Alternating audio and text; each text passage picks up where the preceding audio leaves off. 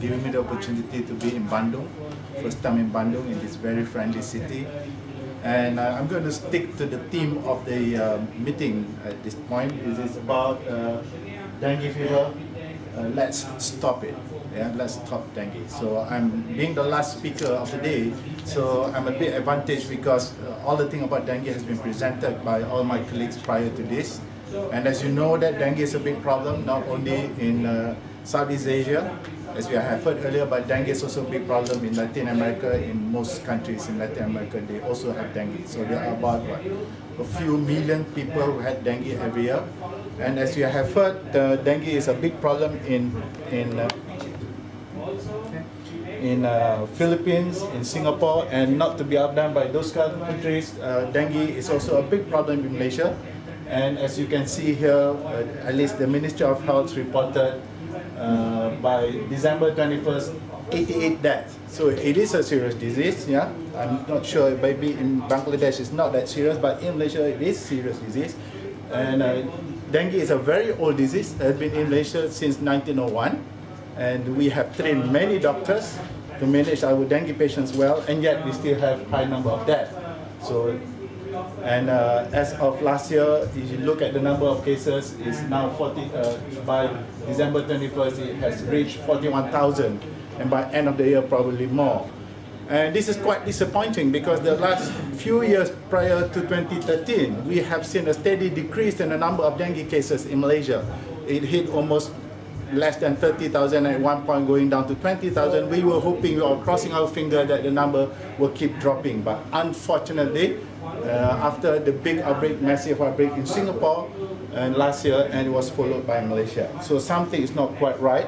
But Malaysia is not the only country. Malaysia and Singapore is not the only country that experiencing a sudden increase in dengue cases. And you can see that even in Laos and in New Caledonia and Australia, there has a whopping increase in number of dengue cases. So something happened in 2013. So let us step back and see the trinity of dengue, I call it. So before that, I want to give a disclaimer here. The presentation that I did today is strictly mine.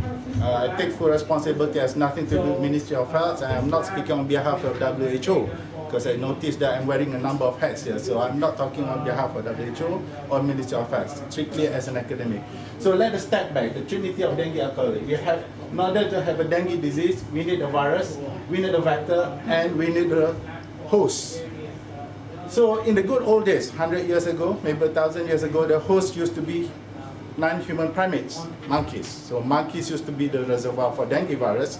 So the monkeys in Malaysia, dengue 5 was discovered in Sarawak, probably a monkey, sylvatic origin. So the monkey used to harbor the virus, so the virus maintained this cycle, and there was mosquitoes that live among the treetop monkeys, so maintaining this cycle, right? So in order to keep the cycle going, we need the mosquitoes. So when it becomes an endemic disease in many human populations, so the concept is very simple, that if we remove the mosquitoes, therefore we'll stop this transmission of the virus, and therefore we have no dengue outbreak. So that's as simple as that. Right? But so because of that, and because we have many outbreaks in our region, we have declared many wars, again, quote unquote, wars against dengue. Again, when we say dengue, war against dengue, it often means dengue, war against mosquitoes, right? So what do? When we declare war, we're serious about declaring war against dengue, therefore we declare war against mosquitoes. So borrowing some terms from the war that has happened many times around the world, we try to exterminate the adult mosquitoes. We sort of like carpet bomb them. Yeah? When we destroy mosquitoes, we destroy everything in our paths. We destroy the moth, we destroy the butterflies, dragonflies. Those we call them collateral damage. We destroy them all, right? So we now devise a more precise mechanism. So we use drones, borrowing the term drones. So we come up with these riddle mosquitoes or giant mosquitoes. This is specific targeting only Aedes aegypti or Aedes albopictus. We're becoming more precise, but yet we still, the collateral damage is that we're wiping out. Our aim is to remove the mosquitoes regardless whether they're infected or not. We set up traps, IEDs, we call it military term. We set up traps. So we trap all those mosquitoes, all the gravid female mosquitoes about to lay eggs, we trap them, we kill them.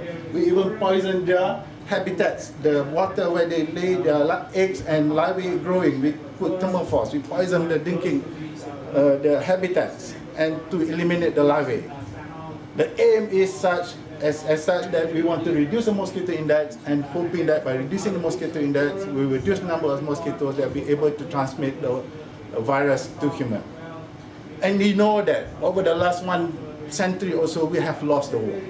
Many times been declared we lost the war. We're borrowing from experience that they had in Singapore. My colleague in Singapore can tell you that suddenly they have a big outbreak in 2005 and things were fine for many years, and suddenly in 2013 something happened, boom, they were hit by the virus, by the outbreak. So now let's step back and take a look at this trinity of dengue again. So we had the virus, we had the mosquitoes. Now I substitute with my students because a few of my students actually came down with dengue. So what happened here? So we had the mosquitoes that we've been trying to eliminate, yeah? And Singapore can tell you that they have almost the lowest index, mosquito index in the whole world, and yet they have an outbreak. So perhaps now, instead of focusing just on mosquitoes, maybe we should start looking at the other component, that is the viremic host. So if we have time, we look at all these literatures.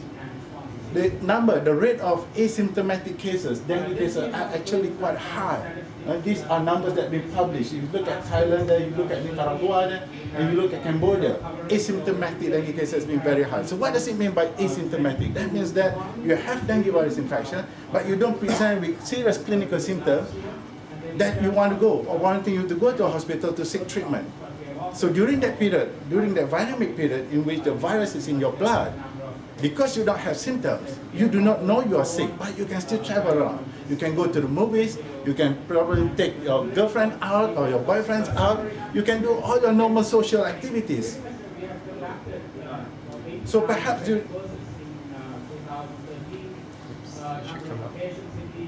during that period of time where you had the virus in the blood, yeah, a big percentage of the population can actually do their normal activity, get themselves bitten by mosquitoes. And from our study, what we found is that the population between 15 to 35 years old are the highest percentage of people who actually came down at dengue. At the same time, these are the same population of people who feel that they are invisible to dengue because they feel that the immune system is good and therefore they will not come down with dengue. And the always thing in the mind of this population is that dengue is always disease of the old people and the younger people. We have published those here. And look at this number. Dengue viremia among healthy blood donors. We are talking about healthy blood donors. The fact that they are coming to donate blood because they feel good, but yet if you look at the number, at least 6 out of 1,000 of those who donate blood in Thailand was reported to actually have virus in their blood. Yeah, and similarly, if you look at in Brazil, in Honduras, yeah, and these are the limited data that I managed to gather from the publications. You can see that there are sizable number of people actually walking around, feeling good about themselves, and yet having dengue virus in the blood. Maybe it is time for us to relook. Yeah, human as a source of dengue transmission. So,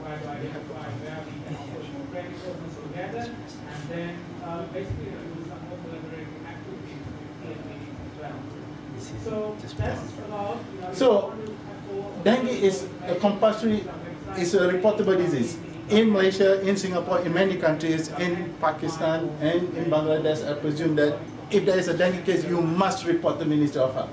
So if you live in this apartment complex, you have dengue, right? You report to Ministry of Health. They will come down immediately, yeah, and they will do their usual thing. They will come and do the fogging, try to eliminate mosquitoes here.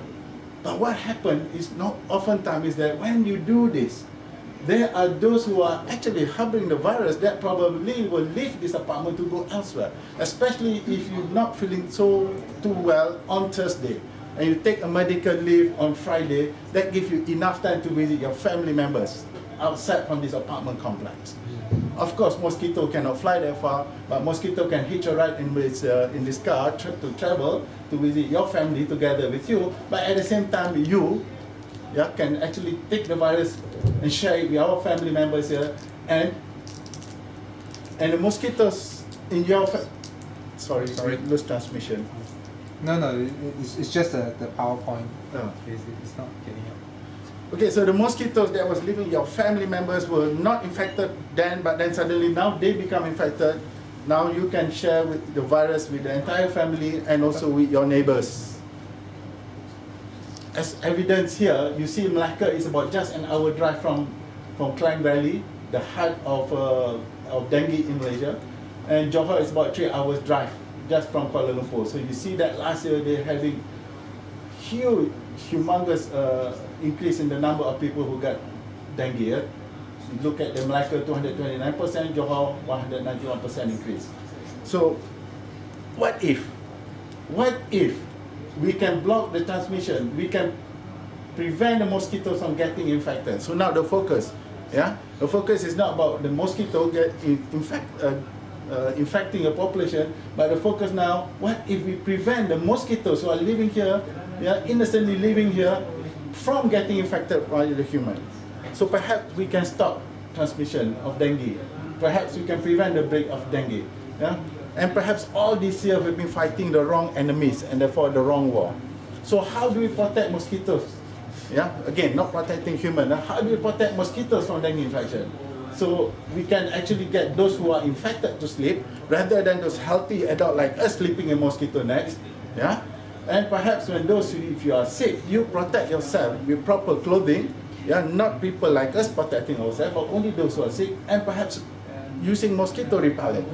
Oftentimes, we, the healthy, are using the mosquito repellent. Perhaps we should change that. Mosquito repellent to be used by those who are sick or not feeling well. Right? So, at this particular meeting, I thought one of the thing that we need to come out is new ideas, new thinking, because after 100 years plus, we still have not been able to deal with this new disease. Maybe we should look at this a different way.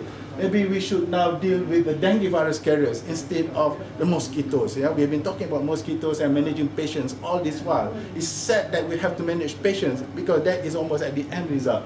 If we can deal with dengue virus carriers, perhaps those are highly infectious viremia, and we heard before asymptomatic dengue, the first 3-4 days, and we have mild fever, and we need to know those who are carrying dengue virus. Thank goodness we all didn't turn zombie at the end, but we need to know how much a virus load is it enough to transmit, to maintain, to sustain dengue virus in the population. So at the current rate, we are estimating between 5,000 and 50,000 Malaysians are walking around at any one time carrying virus in their blood. How do we go about looking at these people? The challenge, as I said, at this particular meeting, I want to put this out, is how do we figure out who is having dengue? Without them having to come to the hospital, where he or she gets it from. Those are the challenges of the information that we need. Where else has she gone to? Or who else is having dengue recently? So those are the informations. Perhaps we should start now thinking, combining all the informations, all the technology that we have is dealing with these issues rather than dealing with patients in a hospital when they are sick, or dealing with mosquitoes which are innocent bystander effect. Maybe we need a paradigm shift. Maybe we need voluntary testing. You have heard from the first speaker that now there are tests that can be rapidly done in a hospital. Can we translate that test now into the field so that if you don't feel well, or you have muscle ache or whatnot, or you suspect or you think you have dengue, you just go to a normal grocery store and buy a self-test kit that you can do on your own without having to go to hospital. There's always cost involved going to hospital. But we can do this cheap test, 30 cents, and you buy the test and do it yourself. And then once it's test positive, you know exactly what to do with the instruction there.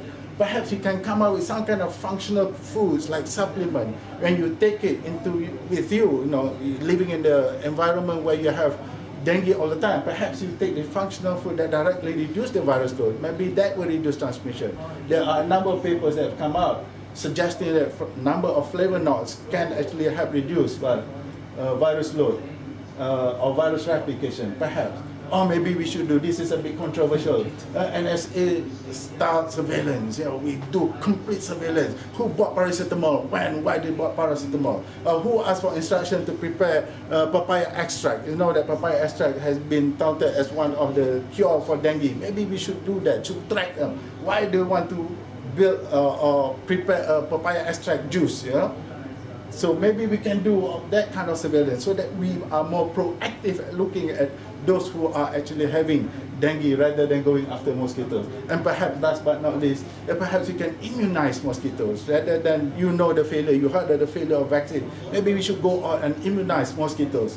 And because it's not far-fetched, because Scott O'Neill in the University of Queensland have published a number of papers in which that, if he infect the mosquitoes actually has reduced capability to replicate dengue virus.